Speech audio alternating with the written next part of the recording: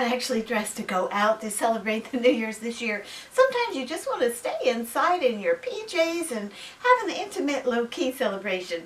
But that doesn't mean you have to skip the bubbly. I have a great suggestion for you.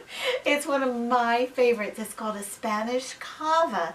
Cava means cellar in Spanish, and the cavas are made in the northern part of Spain, and they're made in the traditional champagne method, which is one of the beauties of it. That's why they're so good. And another reason is they're really inexpensive.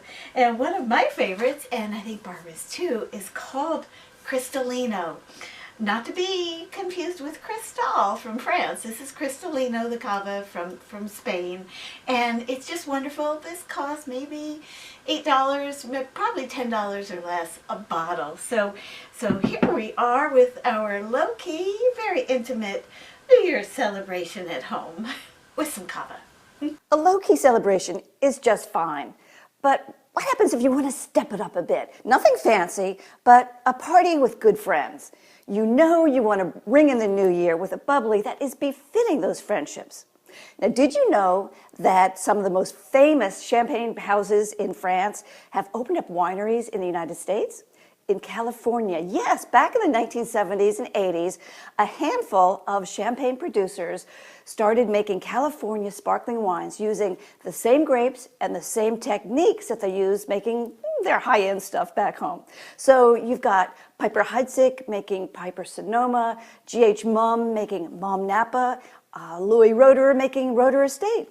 And I have to tell you, they are delicious. Not to mention, they do have that great name.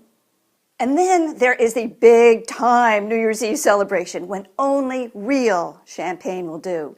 Real champagne means that it's made in the Champagne region of France.